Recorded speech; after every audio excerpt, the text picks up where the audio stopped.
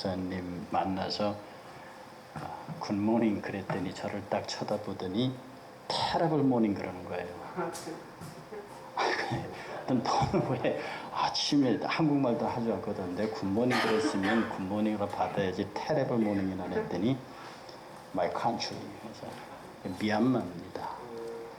미얀마에서 그 자기 조국의 현실 얘기를 듣고 내가 굿모닝 하니까 목사님 테러블 모닝이에요. 제가 그의 얘기를 들으면서 내가 나와 동역하는 외국 형제 목사의 그 조국까지를 살피지 못했구나. 그런 생각을 하면서 제가 많이 반성했습니다. 그냥 외국인 예배를 드려놓고 외국인 목사를 청빙해 놓고 그냥 맡겨놓고 있었구나. 그러면서 제가 여기 말씀을 들었습니다. 외국인 유학생들을 위해서 기도한다고요. 제 개인적인 경험으로 필리핀에서 한 20년 전에 학교 교수로 있을 때 있었는데 그때 저하고 이디오피아의 어떤 누님, 저보다 나이가 한 5살 많으셨어요. 그때 제가 좀 젊었으니까.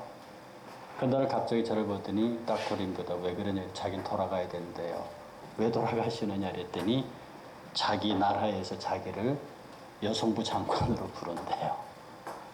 그래서 그때 제가 받은 느낌이 뭐냐면 이렇게 외국 사람 한 사람을 제대로 잘 만나면 훗날에 그 사람이 장차관이 될 수도 있고 대통령이 될 수도 있고, 그러니 우리가 복음으로 사람을 만나야 한다는 것은 향후 어떤 결과를 가져올지 몰라서 정말로 바울의 말대로 베스토가 카여 라고 하는 소리를 그 앞에 지를 수 있는 우리가 됐으면 좋겠다 하는 의미에서 이렇게 작은 모임이지만 선교사님들과 이 땅에 들어와 있는 우리 외국인 학생들과 교수, 학자들을 위해서 기도하시는 모임을 진심으로 소중하게 여기고요. 정말로 500회를 지나서 다시 1000회, 2000회 될 때까지 이 사역이 계속 하나님의 은혜 가운데 진행되기를 주의 이름으로 축복합니다. 제가 직접 들은 얘기는 아니고요. 제가 어떤 분 교계 지도자를 통해서 들은 얘기인데, 옛날에 한경직 목사님이 돌아가신가 이렇게 정신이 있으실 때 한국에 내노라 하는 목사님들이 다 모이셨답니다.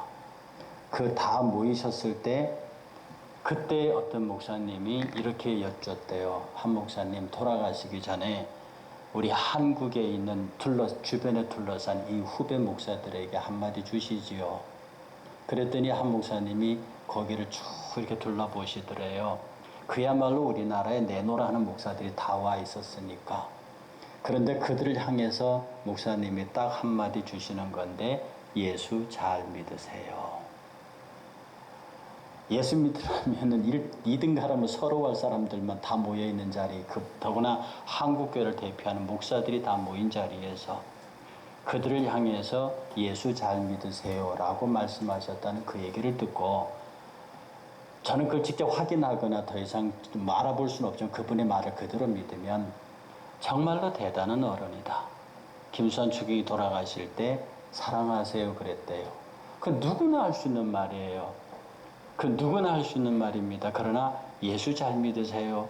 그게 이 시대의 마지막 청교도 목사님으로서 남긴 그 중요한 가르침이 오늘 여전히 저와 같은 후배 목회자들에게도 가슴을 지르는 거죠.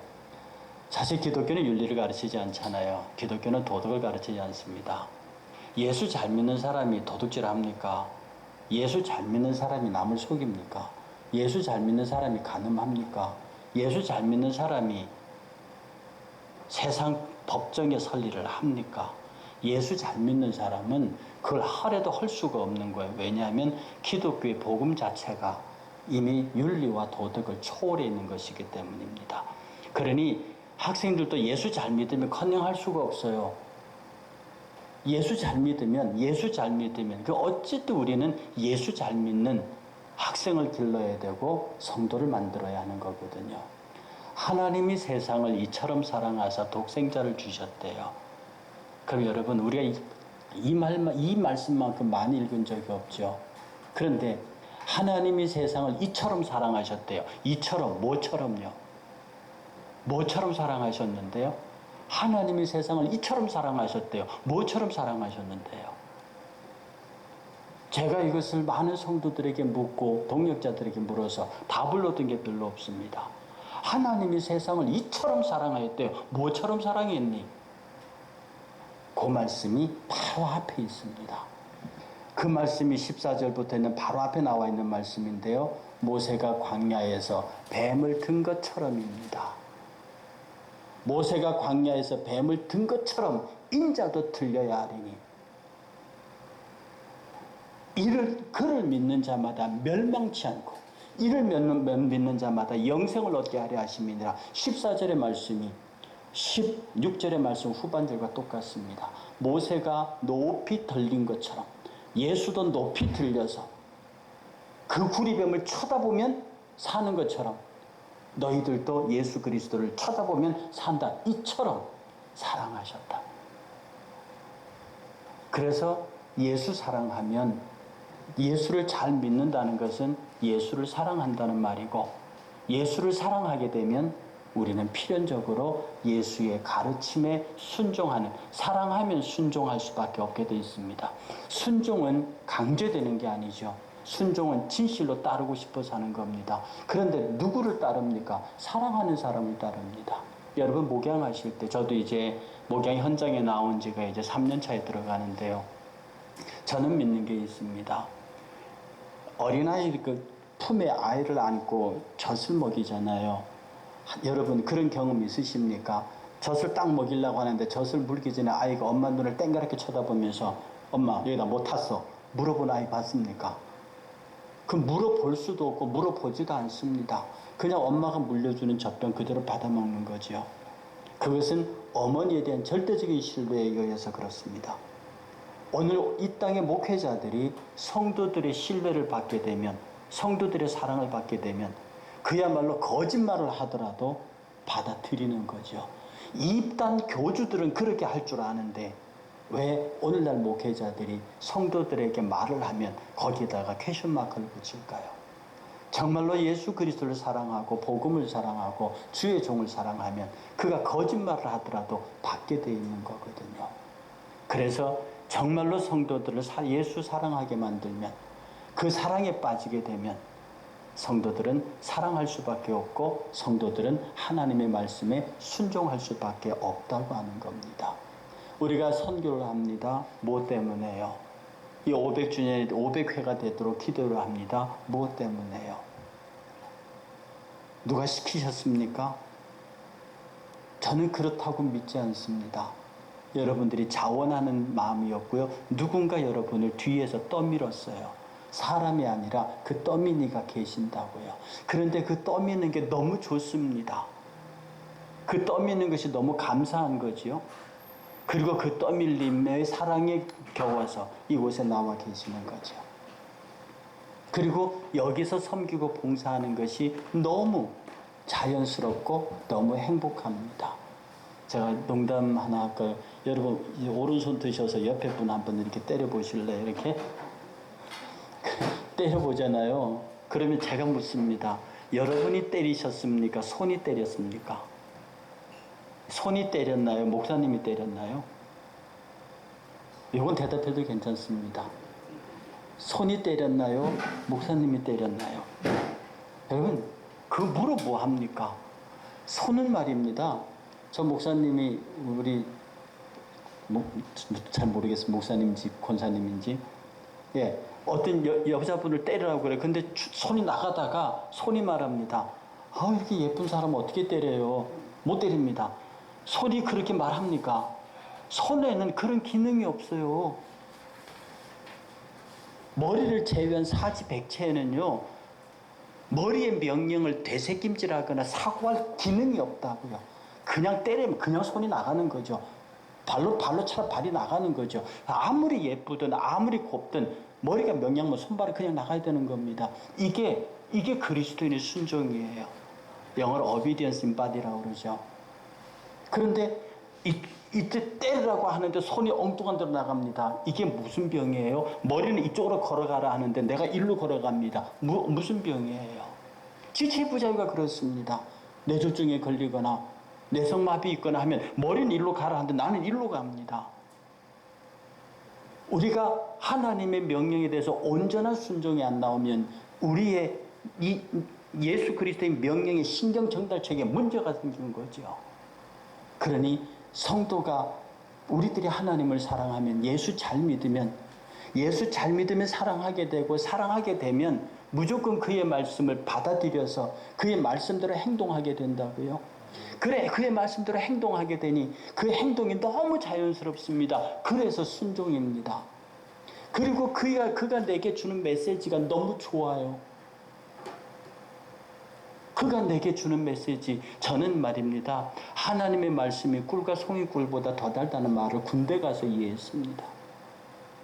여기 대부분 다 군대 갔다 오셨던데, 군대 가면 우리 현역 33개월, 34개월 할 때 그때 저와 여러분 군인 현역에 있으면서 가장 기다리는 게 뭐였습니까?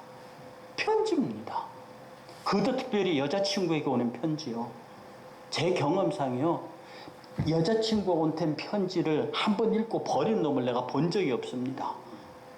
그 편지를 읽고 또 읽고 접어가지고 여기 집어넣고 보초 설 때 보고 훈련 나가서 쉴 때 보고 다음 편지가 올 때까지 그걸 들고 다니다가 그걸 고참한테 뺏겨가지고 낭독 당하면서도 그걸 들고 다닙니다. 다음 편지 오면 그 편지 들고 모서리가 다를 때까지. 그리고 제대해서 나갈 때는 그걸 다 추억집에 만들어서 가지고 나가요.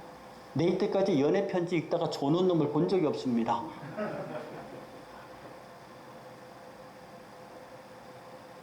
그렇게 달아요. 왜 답니까? 거기에는 내가 좋아하는 여자가 날 사랑한다는 말이 가득 차 있거든요. 그리 읽어도 질리지 않는 거예요.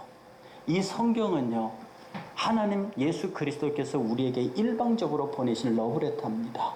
그리고 그 사랑의 내용을 알고 읽는 사람에게서는 이게 꿀과 송이꿀보다 더 달 수밖에 없는 거예요. 그 사랑을 체험한 사람만이 이 말씀이 꿀과 송이꿀보다 더 달다는 걸 알지요.